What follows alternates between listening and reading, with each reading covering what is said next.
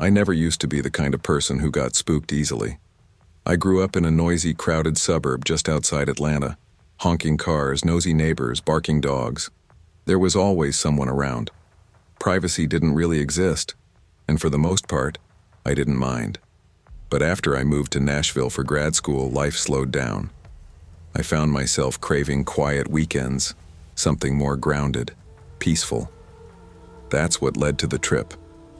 It was late July, the kind of sweltering southern weekend where the air feels like soup and your shirt sticks to your back before you make it to the car. My friend Amelia had just turned 26, and we figured it was the perfect excuse to get out of the city. Just us 5 girls, me, Amelia, Lauren, Jess, and Kat. We all met in college, scattered afterward but stayed close. Kat suggested we rent an Airbnb somewhere quiet, something in the mountains. She found this place outside a small town called Ellings Creek in northern Georgia. The listing said, "Cozy cabin with scenic views, perfect for group getaways." There were a few pictures of a 2-story wooden cabin, a long wraparound porch, and pine trees so tall they swallowed the sky. It had dozens of 5-star reviews, minus a few strange ones that mentioned the host checking in a lot. We laughed it off. Southern hospitality, right? We booked it for Friday through Sunday. The drive from Nashville took a little over 4 hours. Amelia's Jeep was packed with coolers, snacks, blankets, and enough wine to get a small village tipsy. By the time we reached the gravel road leading to the cabin, it was nearing dusk. Lauren squinted at the GPS. Says another half-mile. But this doesn't look right. I think it's one of those roads that looks like it leads nowhere but doesn't, Kat said from the back seat. The road narrowed and curved through trees so dense they cast long finger-like shadows across the gravel. My stomach tensed a little, but I didn't say anything. Finally, the trees opened up and the cabin came into view.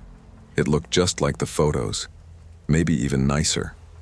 A wide front porch, a porch swing, and that kind of warm wood glow that made it feel rustic but comfortable.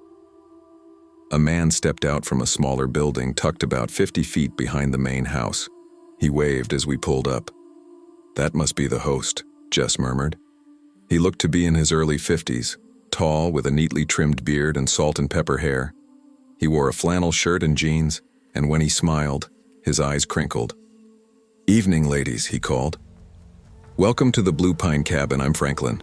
I manage the property. You girls find it okay?" We all got out, stretching our legs. Amelia shook his hand.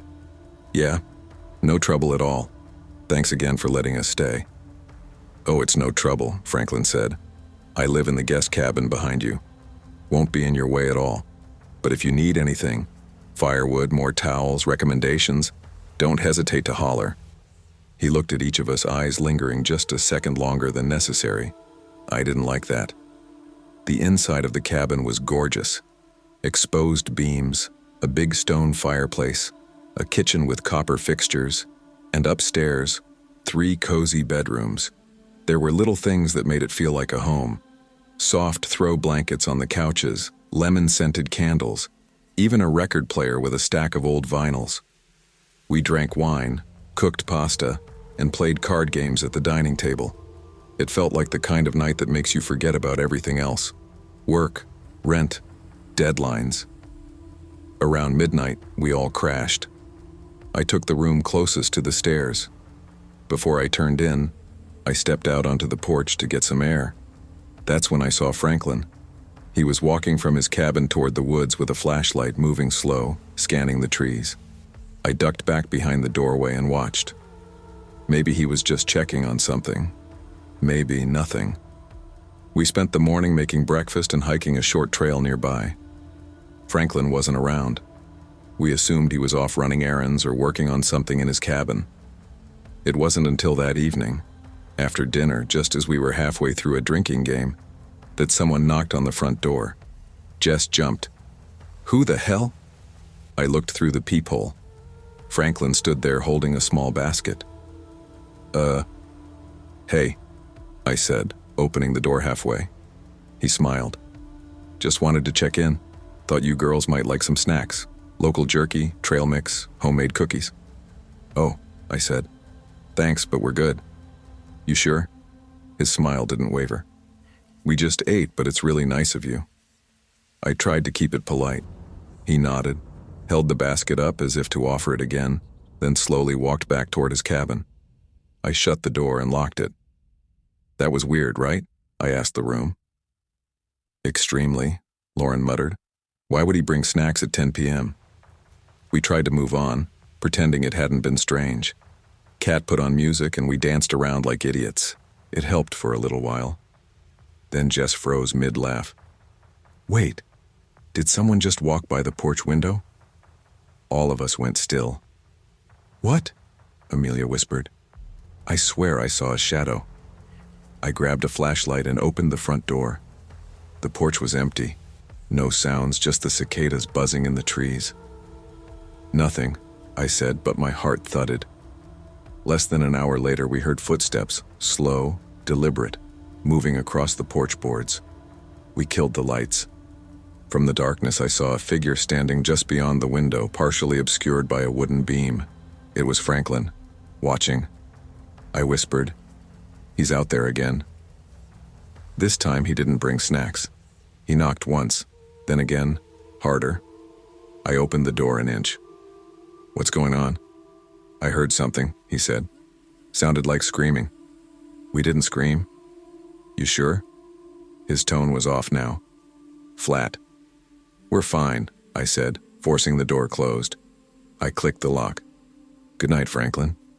He didn't walk away right away. I watched his shadow linger through the curtain crack. We didn't sleep well. Every creak, every gust of wind had us on edge. I woke early and went to the living room. Sunlight slanted through the windows. I sat on the couch rubbing my eyes, and that's when I noticed it. A soft gleam of metal from the bookshelf. I leaned closer. A tiny black lens. A camera. I called the others in. We tore the cabin apart. Found another in the bedroom disguised as a decorative hook. One in the kitchen clock. One, God help us, in the bathroom vent. We all stood there shaking. "He's been watching us," Kat whispered. "Since we got here," Jess added. We packed in silence, panic bubbling under the surface. We left everything clean but didn't care about checkout rules. We didn't confront him. We didn't want to. Keys on the counter, bags in the Jeep, engine running. As we backed out, I saw him on his porch watching us. He didn't wave, didn't smile, just stared. As soon as we had cell service, I reported everything to Airbnb, screenshots, pictures of the cameras, the exact timestamps. I left a detailed review under a throwaway account. We never heard back from them, but a few weeks later, the listing was gone. Sometimes I wonder how many others he watched, or if he ever left those cameras running, even when no one was renting.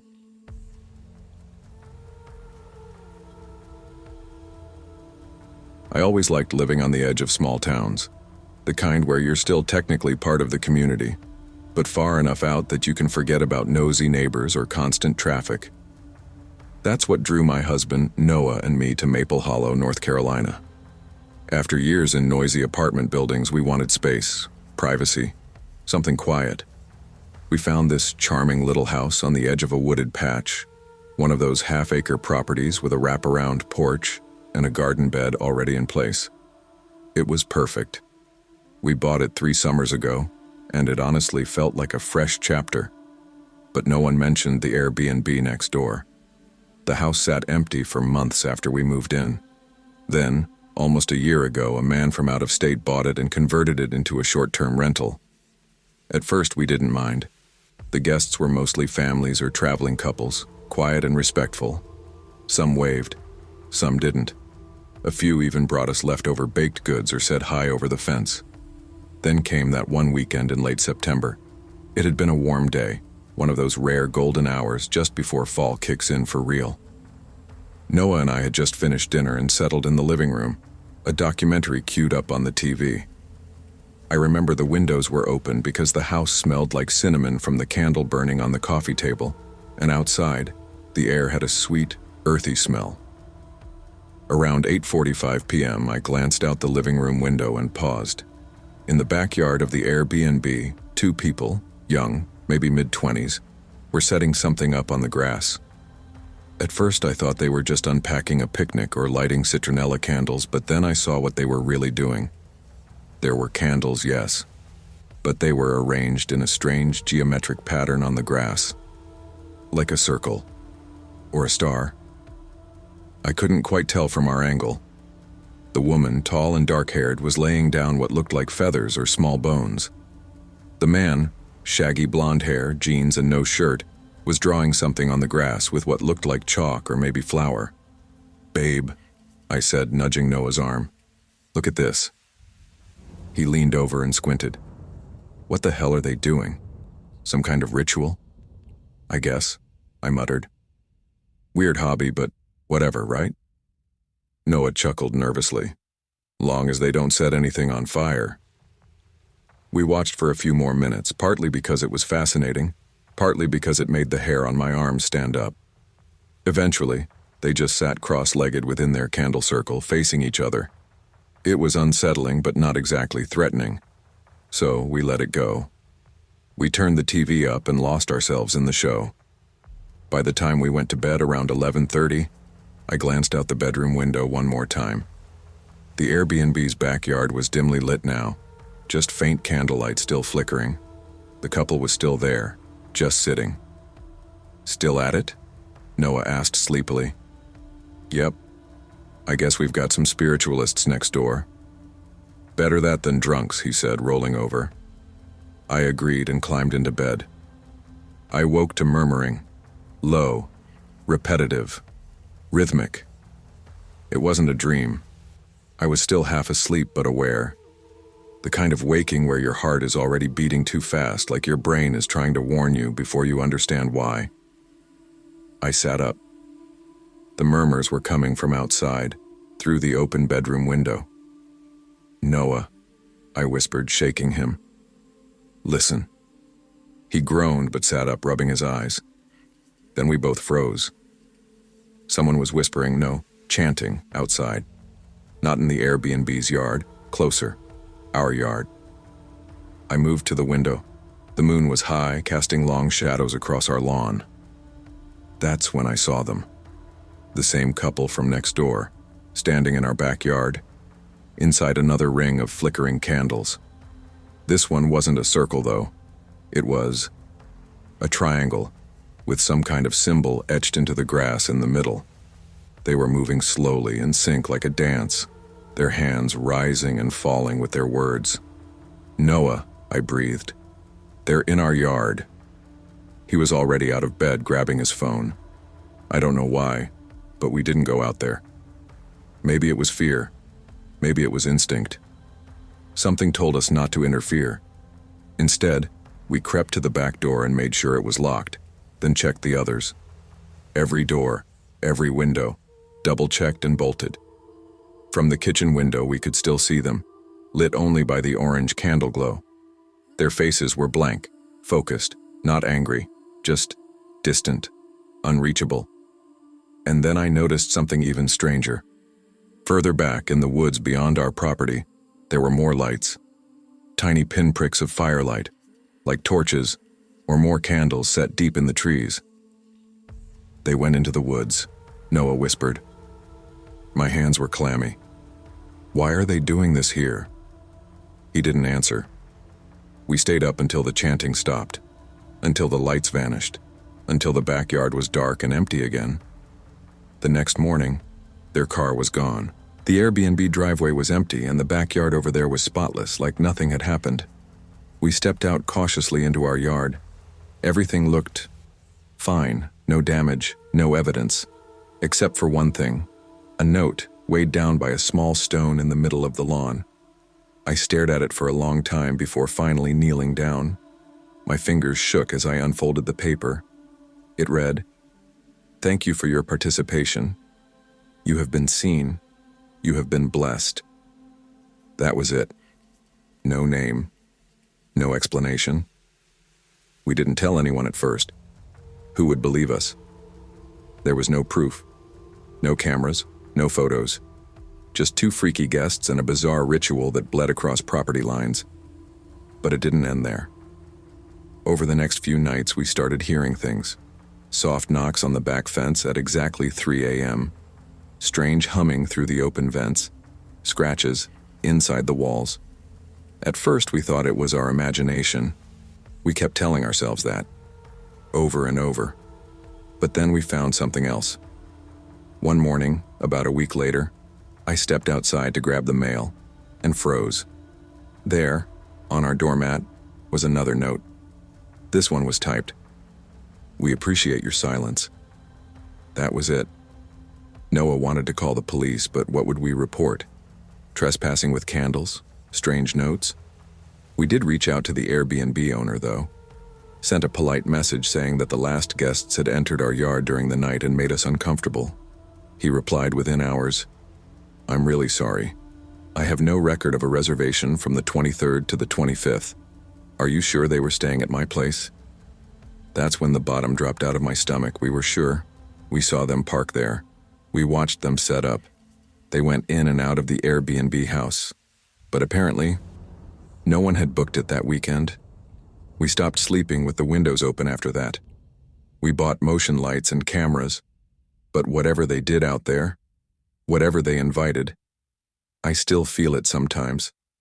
A heaviness in the air when the sun goes down. A shift in the stillness. Like something watching. Sometimes I wake up at 3 a.m. on the dot. No sound. No movement. Just that feeling. Like the ritual never really ended. Like we're still inside the circle. And we were never supposed to see it.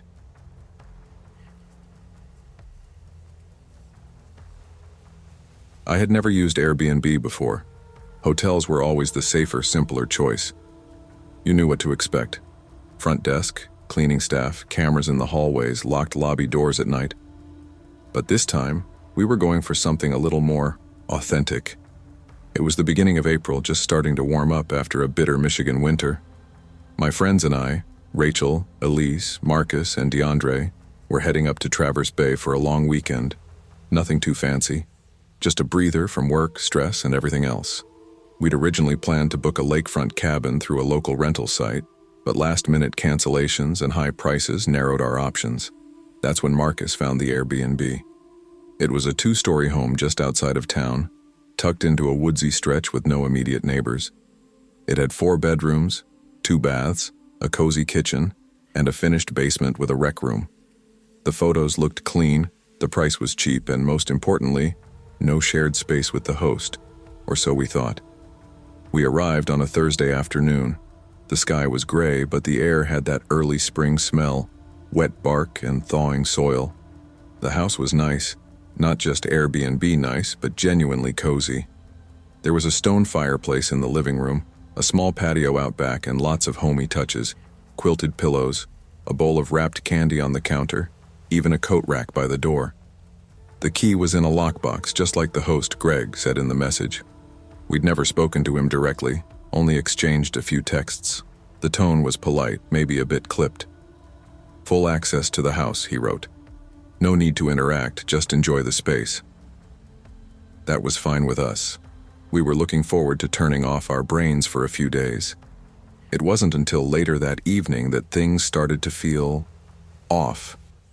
Elise was the first one to mention it. "Is it weird that there's stuff still here?" she said, pulling a drawer in the kitchen open. Inside were checkbooks, some bills, a small Ziploc with change. Like personal stuff. I shrugged. "Maybe he lives here when it's not rented?" Rachel chimed in from the living room. "There's a PlayStation 5 hooked up to the TV in here. I thought people took their electronics with them." We started noticing more details. Shoes in the hall closet, a car key on the counter, bottled medications in the bathroom drawer labeled with the name Greg Holloway. "You don't think he's still living here, right?" Marcus joked, but his laugh was thin. "It says we have the whole place," DeAndre said. "Maybe he just doesn't care. Trusts people." That didn't explain why the basement door had a padlock on it. We didn't think about it too much that night. We made pasta, played cards, watched a dumb horror movie, and picked rooms. I took the one at the top of the stairs with a window overlooking the driveway. I had trouble sleeping. It wasn't just unfamiliarity. It was the creaking. Old houses always make noise, sure, but this one settled like it was exhaling. Floorboards popped, pipes knocked. At one point I swore I heard the front door rattle, but when I peeked, it was locked. I finally drifted off sometime after 2. At 3:47 a.m., I woke up needing to pee. I lay there for a minute staring at the dark ceiling, hoping the feeling would pass. But my bladder wouldn't let me off the hook. I swung my legs over the bed and shuffled toward the hallway. That's when I heard it. Soft steps on carpet. A rustle. I paused, hand on my doorknob. Maybe one of the others was up. Rachel had a small bladder. Elise got insomnia sometimes. I opened the door quietly. The hallway was dim, lit only by the faint blue light from the nightlight near the stairs. And at the far end of the hall, near Elise's door, was a figure. Male, stocky, wearing what looked like a hoodie. I froze. He didn't see me at first. He was crouched slightly, hand on Elise's doorknob as if testing it. I couldn't move. I couldn't even breathe right. It was like my body locked up. Then his head turned, and we locked eyes. He looked surprised, not scared, not angry, just caught. I reacted without thinking. I slapped the light switch beside me. The hallway lights blinked on in a cold, sudden glow. "Hey!" I screamed. "What the fu—" Doors slammed open behind me. Rachel, Marcus, DeAndre, all yelling over each other. Elise's door swung open too, and she screamed when she saw the man standing feet from her. "Wait, wait!" the man shouted, backing away. "I'm Greg. I'm the host." "The fuck are you doing in the house?" Marcus shouted, lunging forward.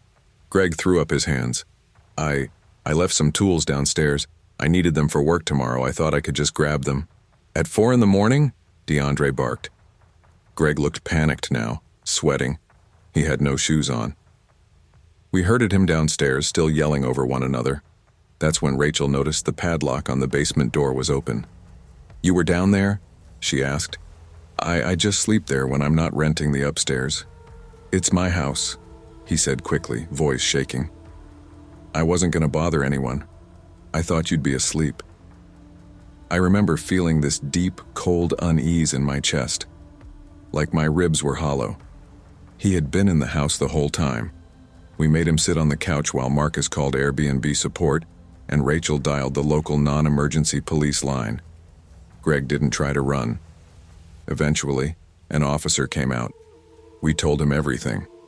The cop listened, took statements, and pulled Greg aside for a quiet conversation in the kitchen. Legally, it was complicated. Greg did own the house, but his listing clearly stated the guests would have exclusive access during stays. Nowhere did it say he'd be living in the basement. The officer strongly encouraged Greg to leave for the rest of our stay. He did, taking only a duffel bag. We didn't sleep much after that. The next day, we packed up early and left. Elise cried in the car. I filed a report with Airbnb, so did the others. His listing was taken down a few days later. I don't know if he faced any real legal consequences, but he was banned from the platform. We later joked about it, Basement Goblin Greg, or Airbnb with benefits. But none of us really laughed. Not in a real way. I haven't used Airbnb since, because no matter how clean the place looks, how cheap the price is, or how friendly the host sounds over text, you never know who's already inside.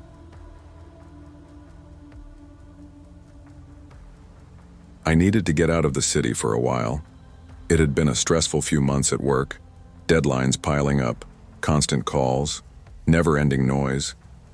And honestly, I was burning out. My partner, Erin, could tell. She found this little cabin listed on Airbnb, tucked into the hills near Huron Ridge, a tiny town about 4 hours from where we lived in St. Louis. It looked perfect.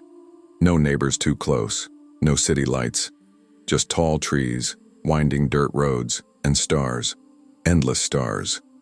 The listing had a rustic charm, a small fire pit out back, a wooden deck, and a yard that backed up to a slope thick with pines.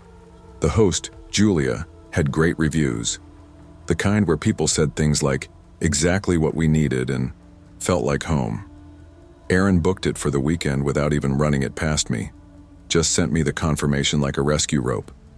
We packed light, a few changes of clothes, snacks, a couple bottles of wine, and Erin's telescope. She was always into stargazing. I liked watching her more than the sky, if I'm being honest. We arrived late Friday afternoon. The air smelled like damp leaves and earth. The driveway crunched under our tires as we pulled up the gravel path to the house. A key was waiting for us in a lockbox, just like the listing said. No check-in, no meet and greet. I liked that. The place was nicer than I expected. Clean, cozy, minimal. A big window in the living room faced the yard and the slope of the forest beyond. We unpacked quickly, lit a couple candles, and opened the wine. "This is exactly what you needed," Erin said, brushing her hand along my back. I nodded. "Yeah, it's quiet. Like, actually quiet." Around 9 p.m., we took the wine and a couple of blankets and headed out to the back deck. The sky was clear, darker than anything you'd see back home. The Milky Way stretched across the sky like a smear of powdered sugar. We talked for hours. About work, about maybe moving somewhere less noisy, about nothing. I hadn't felt that grounded in months. At some point, I noticed a flicker of light through the trees to our right. A neighboring house, maybe 50 or 60 feet away, slightly downhill. We hadn't seen it when we arrived. There were no fences, just thick brush between the yards. "Look," I whispered, nudging Aaron. A porch light blinked on at the house next door. A man stepped out, just a silhouette at first. He walked to the edge of his yard and stood still. I thought maybe he was letting a dog out or something. But there was no leash, no barking, nothing. Just him, standing there, his phone in his hand. Then I saw it. His phone screen lit up and he lifted it, not to his face but pointed, toward us. "Is he recording?" Erin asked, her voice barely above a whisper. I couldn't be sure, but the angle was right. His phone was steady, held high like someone filming, and he wasn't moving.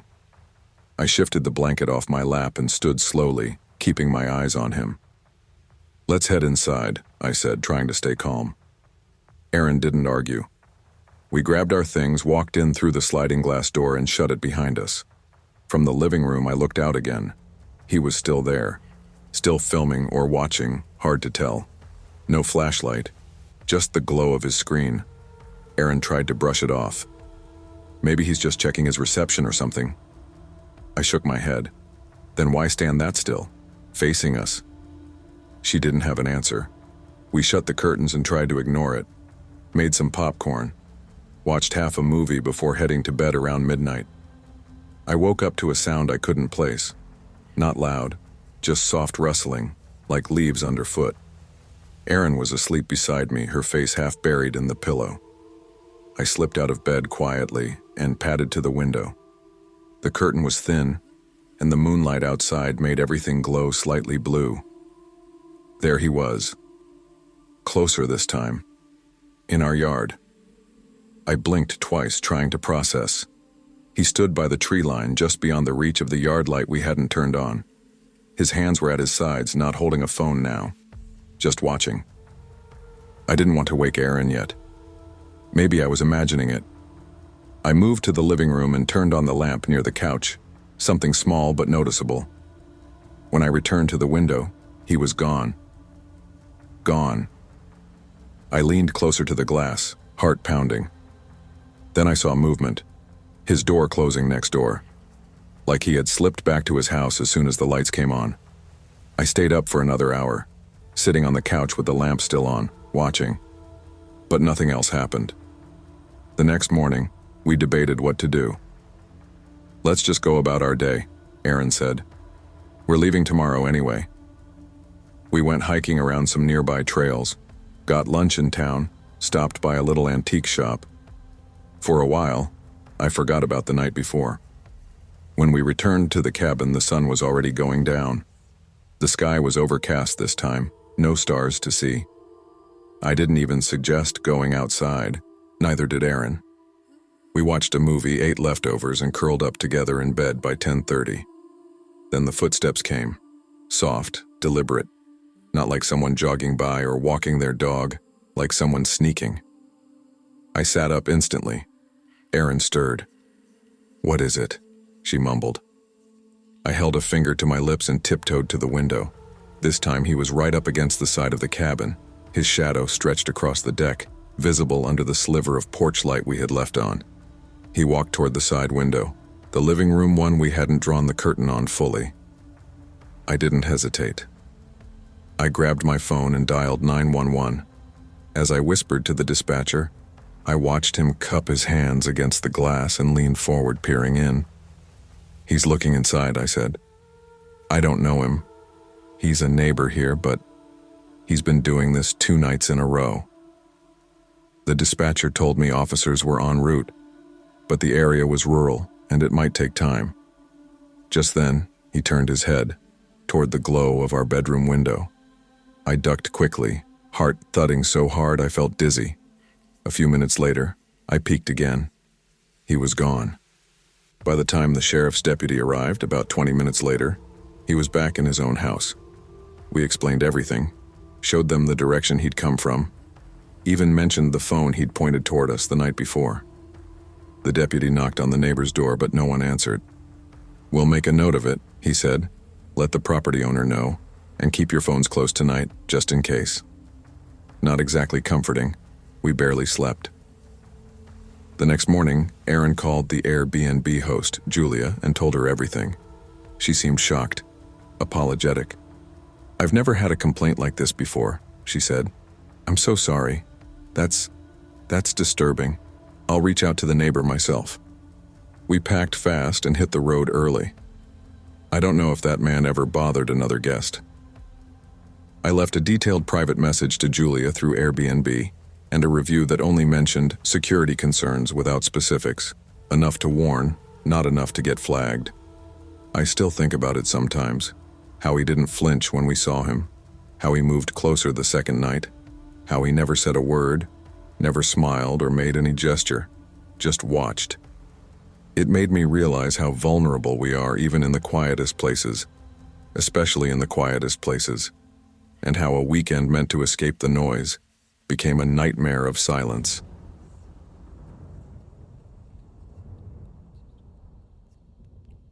I didn't think anything of the place at first. We'd been needing a break for months. Work had drained both me and my wife, and the kids had been restless, always indoors ever since school let out. So, when my cousin Marlon told me about a quiet little Airbnb he'd stayed in with his wife in a small town upstate, we jumped on it.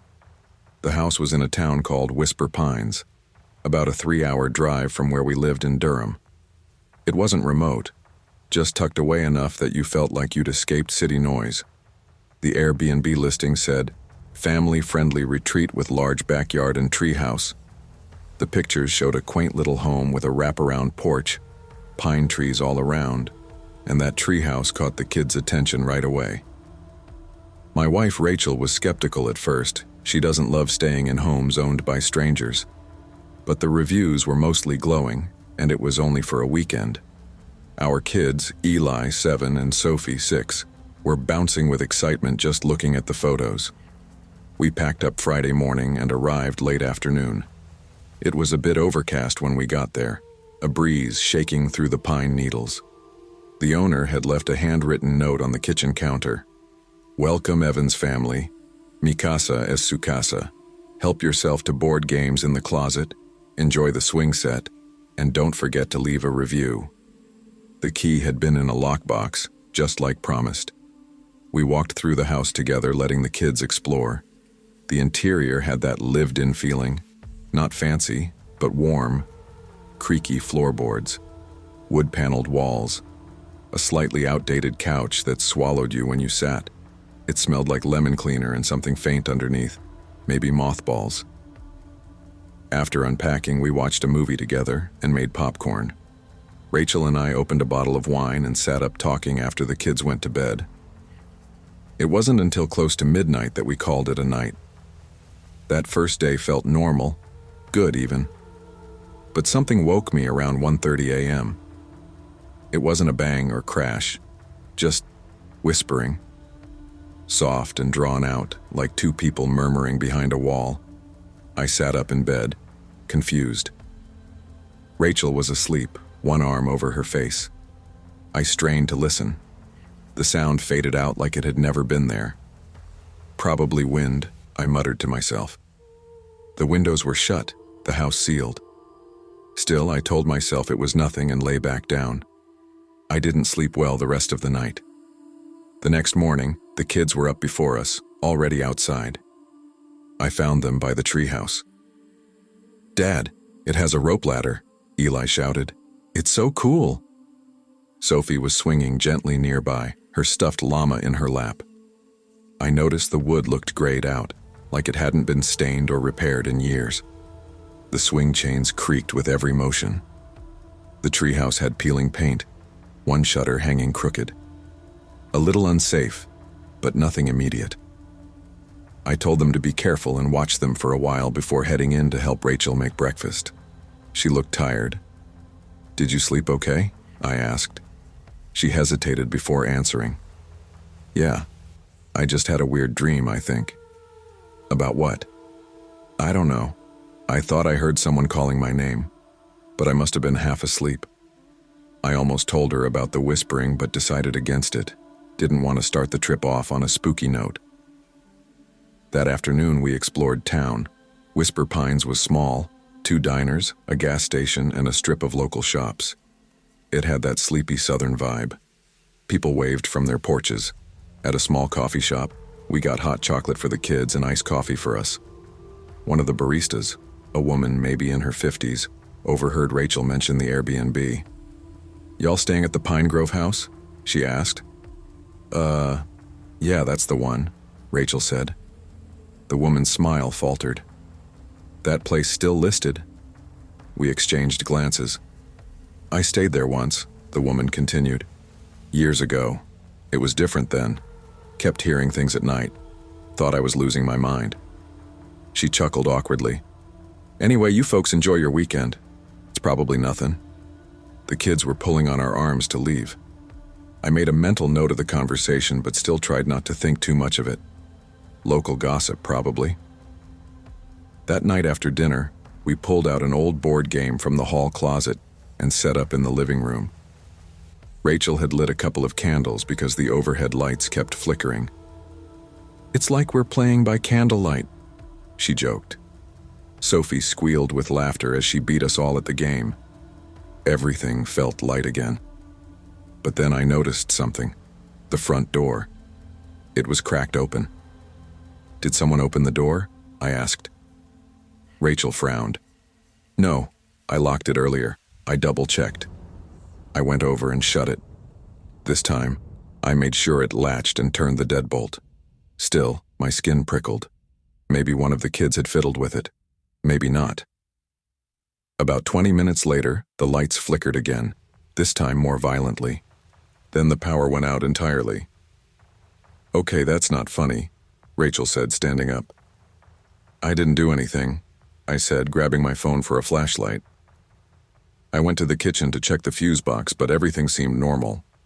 Within a minute or two, the power came back on. The kids were huddled near Rachel, wide-eyed. "I want to go home," Sophie whispered. "You're okay, sweetheart, just an old house," Rachel told her, though her voice wasn't totally steady. Around 9 p.m., Eli came running inside, sobbing.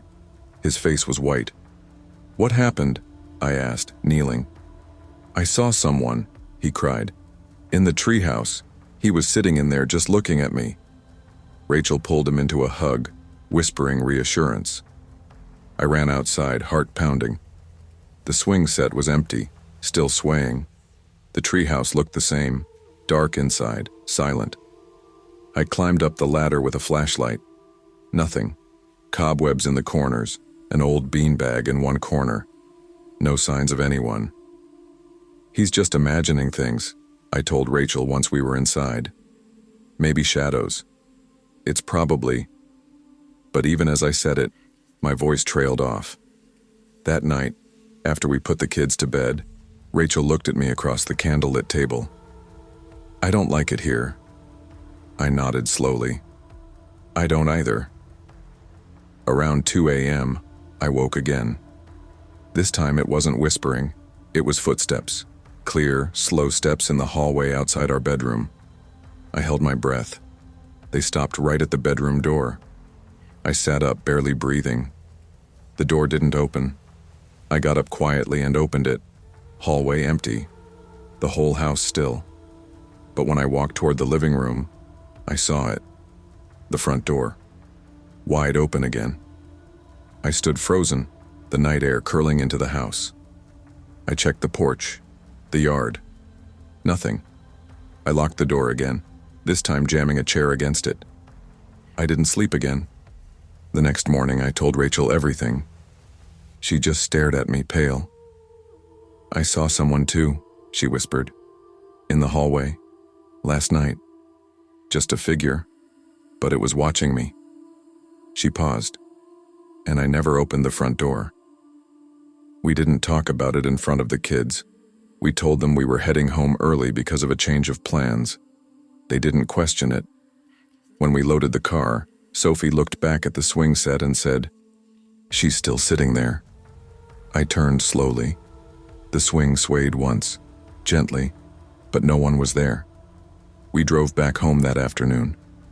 The closer we got to Durham, the lighter I felt, as if a weight was lifting from my chest. I don't know what's wrong with that house in Whisper Pines.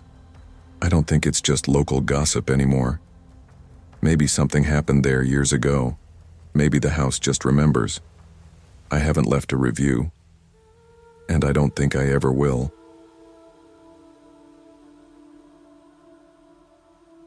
In hindsight, I should have just kept driving. I was on a solo road trip through northern Arizona, working my way up from Tucson to Sedona for a week-long getaway I'd planned months in advance. I'd recently quit my job at a dental office after a particularly awful burnout and a breakup that followed not long after. Honestly, I just needed space. The plan was to stop halfway for one night, rest, and then continue on to my main Airbnb the next afternoon. That's how I ended up booking a small 2-bedroom rental in a neighborhood outside Prescott. The listing showed a clean, modest house with good lighting, security cameras outside, and keypad entry. It had decent reviews too. Nothing glowing, but nothing alarming either. And the host, someone named Rick, responded quickly to my messages, which put me at ease. I pulled up around 7:45 p.m. It was early spring, but the air had a slight chill to it, and a few stars had already begun to peek through the sky. The street was quiet, save for a barking dog down the road and the distant hum of a TV through someone's open window. The place looked just like the photos.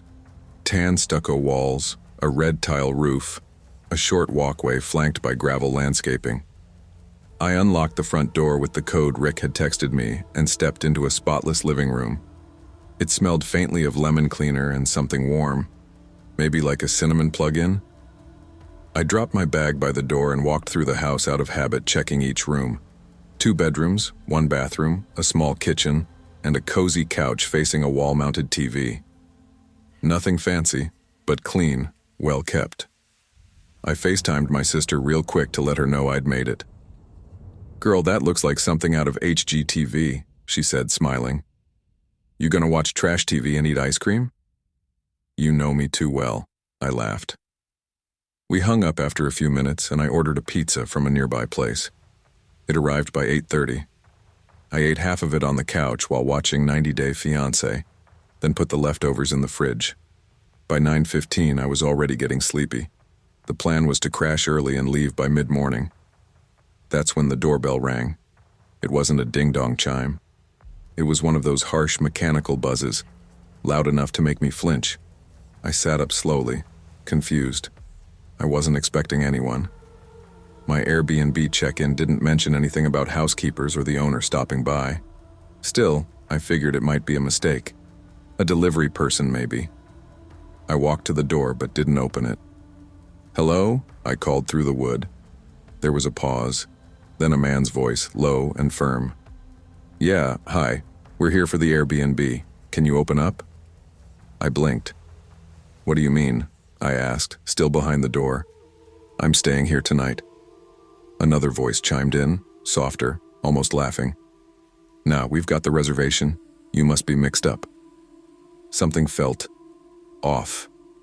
My heart thudded. "No, I have the listing in my app," I said. "You need to call the host." "Come on, just open the door, we'll sort it out inside." That triggered something in me, some primal alarm. I was 5 feet 3 inches, alone, and definitely not opening that door. "No," I snapped. "I'm calling the owner. Please step away." There was silence again. Then I heard footsteps, one pair walking off the porch. But the other? The second man stayed. I looked through the peephole, but it only showed part of the porch. I could see one guy standing off to the left, facing away toward the driveway. He was looking at a car parked there, a dark SUV with its engine running. Something in my gut told me this wasn't about a reservation. This wasn't a misunderstanding. That's when I noticed movement in the shadows. Further down the driveway, behind the fence line, were more figures. 5 or 6 people. Not moving, just standing, watching. All of them had something covering their faces. Hoodies, bandanas.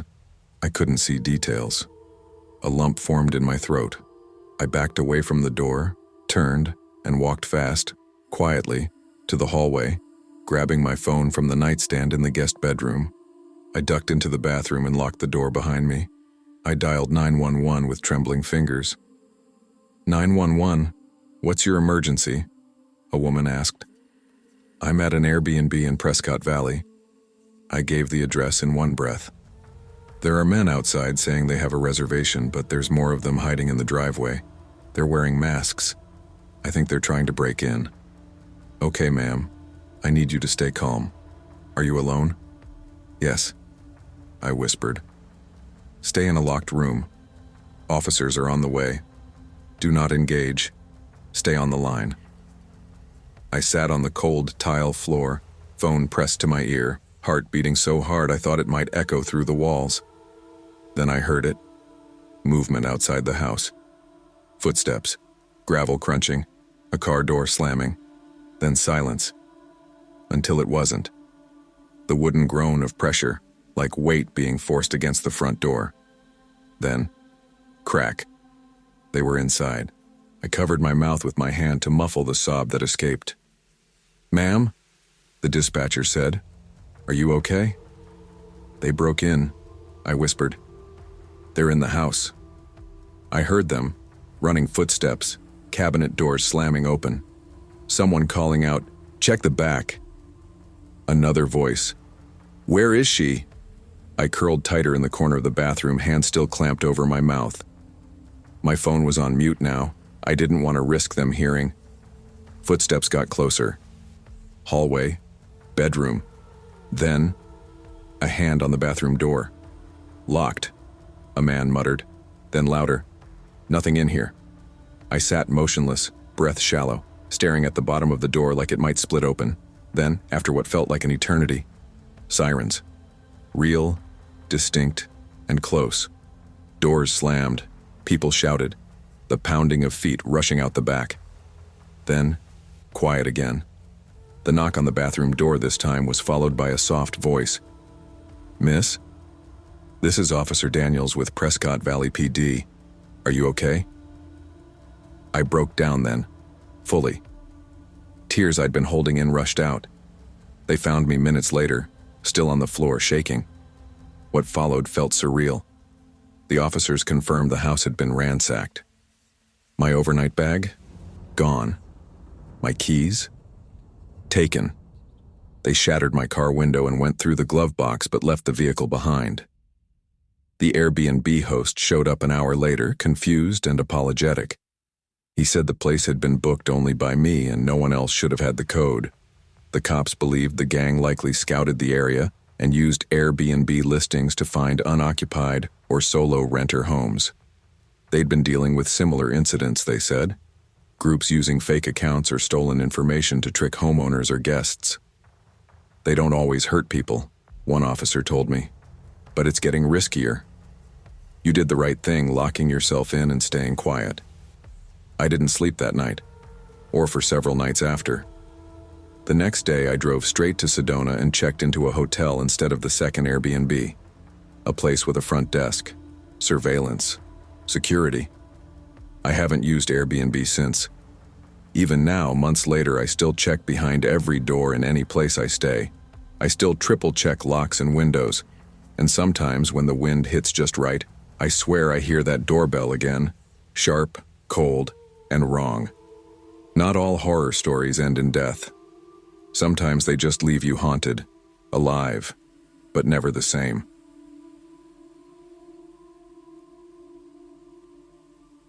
I never thought owning a second house would become the most stressful decision of my adult life. It started out as a smart investment. My wife, Emily, and I had bought the place just outside Asheville, North Carolina, about a 20-minute drive from where we lived. It was a charming 3-bedroom cabin tucked into the trees, just secluded enough to appeal to the kinds of people who wanted to get away from it all, but close enough to downtown to be listed as convenient. We both had full-time jobs. She was a teacher, I worked in IT from home, so the idea of turning the cabin into an Airbnb just seemed like a great side hustle. The market was hot, the place was cute, and we had enough money saved to furnish it with taste. And for the first 2 years, it worked. We barely spoke to our guests beyond a handful of messages, hired a local cleaning lady, and the rental calendar was almost always full. We were making double what a long-term tenant would have paid. Sure, it was more hands-on, but it gave us options. We weren't tied to a year-long lease, and we could block off weekends for ourselves. But success started coming with complications. The kind you don't read about in Airbnb success blogs. The real shift started on a Monday evening in early October. I had just logged off from work, still in my sweats, reheating leftovers. Emily was grading papers in the next room. We had a one-night booking at the cabin, something we usually avoided because it meant rushing to clean and reset for the next guest. But it was midweek, and it had been a slow month. The reservation was under the name Brian Keller. He booked the place for one night only, said he was passing through from Charleston and wanted a quiet evening before driving to Tennessee. His profile looked normal enough. 2 5-star reviews. Verified ID. He messaged politely around noon, saying he'd arrive around 4:30 p.m. I sent him the usual automated welcome message with the smart lock code and the instructions for the fireplace. At 4:52 p.m., I got the standard text. Brian. Hey, just got here. Beautiful place, thanks again. I replied with a thumbs up. No red flags, no gut feelings, just another night. At 9:07 p.m., my phone buzzed again. Brian. Hey, can I call you real quick? My stomach turned a little. Most people didn't call. If anything went wrong, they texted. Messages were easy to manage, easy to forward if needed. But before I could reply, my phone lit up with his number. I sighed, set down my drink, and answered. Hello? Hey, yeah, sorry to bother you, Brian said. His voice was calm, maybe a little too calm. It's just the water. It's not working. I tried the kitchen tap and the bathroom faucet, but nothing's coming out. I blinked. None of the taps, like, no pressure at all? Yeah, like, bone dry. That didn't make any sense. We'd never had plumbing issues before. I apologized, told him I'd come by to take a quick look. It'd only take me 20 minutes. He agreed without hesitation. No problem at all, he said. Thanks for being on top of it. I threw on jeans and a hoodie, grabbed my flashlight and tool bag just in case. Emily looked up from the kitchen table. You going out there now? She asked. Yeah. Guess says the water's not working. She frowned. That's weird. Yeah, I know. I'll be back soon. Driving to the cabin was usually peaceful. That night, though, the road felt too quiet. Just me, winding down dark mountain turns, headlights bouncing off pine trunks. The air was cold and wet-smelling, early signs of frost. When I pulled into the gravel driveway, the first thing I noticed was the 2 cars. One was a silver Ford sedan, the kind you'd get from a rental lot. The other was an older blue SUV, parked tight along the edge like it didn't belong there. I slowed down. Brian said he was alone. Airbnb's rules clearly said no extra guests without permission. I made a mental note to mention it in the follow-up review. Still, nothing looked off. The porch light was on. No visible damage. I walked up and knocked politely before entering the smart lock code. No answer. "Brian?" I called. "It's me, Matt, the owner. Just coming to check the plumbing." Still nothing. I stepped inside. The house smelled faintly of cedar and cleaning supplies. Normal. The lights were on in the living room. And then I heard footsteps upstairs. I raised my voice. "Hey, sorry to barge in. Just wanted to check out the water issue." Footsteps paused. Then someone started coming down the stairs. A man, probably late 20s, turned the corner. Dark hair, clean-shaven. He wore a long-sleeved black shirt and jeans, calm expression. "You must be Matt," he said, smiling faintly. "Yeah, Brian, right?" He nodded. "Thanks for coming so late. I know it's a pain." "No problem," I said. "So you said the water's not working?" "Yeah," he said, glancing toward the kitchen. "It was weird. Just went off a little after we got settled." I noticed then there was a second mug on the coffee table, a scarf tossed over one of the chairs. "Someone else with you?" I asked casually. Brian gave a vague shrug. "My girlfriend stopped by for dinner. She just left." But the blue SUV was still parked outside. "Got it," I said slowly, walking into the kitchen. I turned the tap. Nothing. No sound. No pressure. Then I flicked the switch for the garbage disposal out of habit.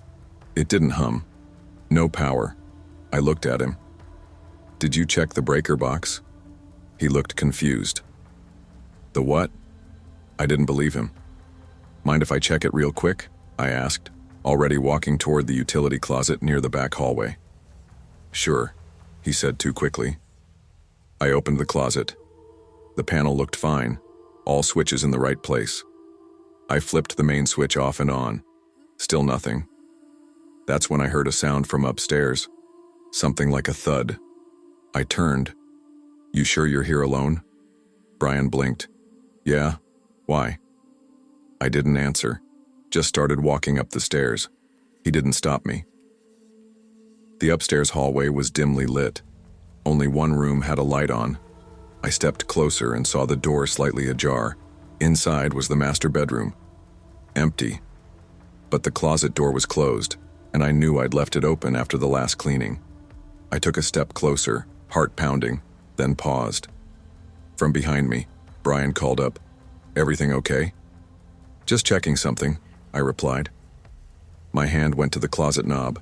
I opened it fast. Empty. My heart finally slowed. Maybe I was overreacting. Maybe the second car belonged to the girlfriend and she had left on foot or with someone else. Maybe the power outage was a fluke. But then I noticed something in the closet corner. A second set of shoes, women's boots, still warm. I stepped out into the hallway and called down, "Hey, can you come here a sec?" Silence. "Brian?" No reply. I rushed downstairs. The front door was wide open. His car was still in the driveway, but he was gone. So was the SUV. I called Emily immediately. "Lock the doors, don't open for anyone, call the police if anything weird happens." "What's wrong?" she asked, panicked. "I don't know yet," I said, climbing into my truck.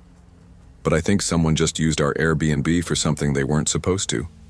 I reported the whole thing to Airbnb the next day, gave them all the messages, the call log, even a screenshot of the guest's profile. Turns out, the profile was fake. The ID had been stolen. The payment bounced 2 days later. The number he used was disconnected. We never found out who they were or what they were doing there. But a week later, the cleaning lady found a knife wedged deep into the mattress of the master bed, hidden deliberately. That was the last guest we ever hosted. We sold the cabin 6 months later. And I still check the lock on our front door 3 times before bed, just in case.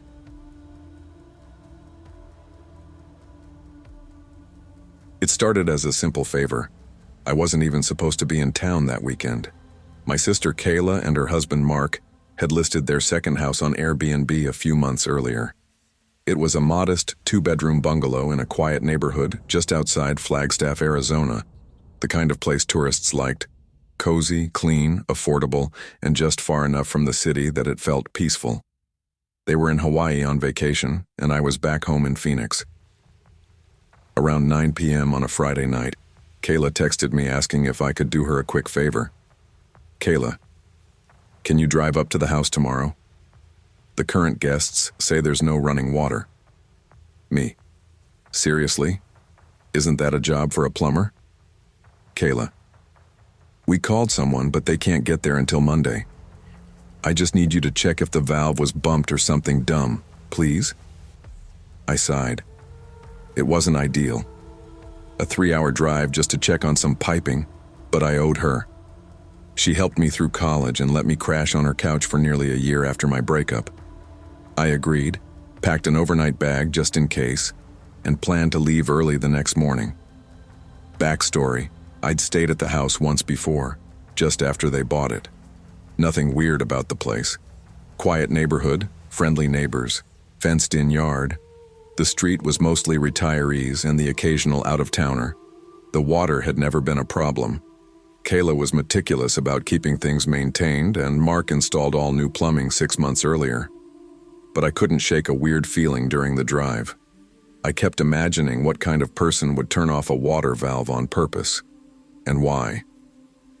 I got to the house around 12:30 the next afternoon. It was hotter than expected, mid-90s and not a cloud in the sky. As I pulled up the gravel driveway, I noticed something odd. No cars out front. There were supposed to be guests staying there, a couple, maybe in their 20s.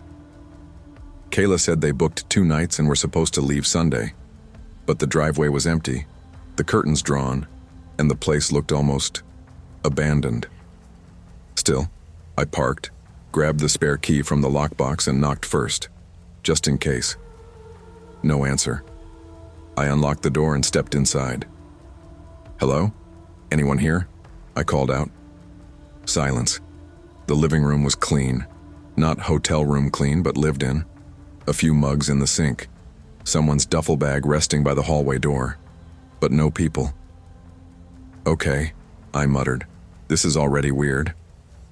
The first thing I did was head to the basement to check the water valve. The house had a finished basement with a utility closet in the back corner. As I descended the creaky steps, I noticed how quiet it was.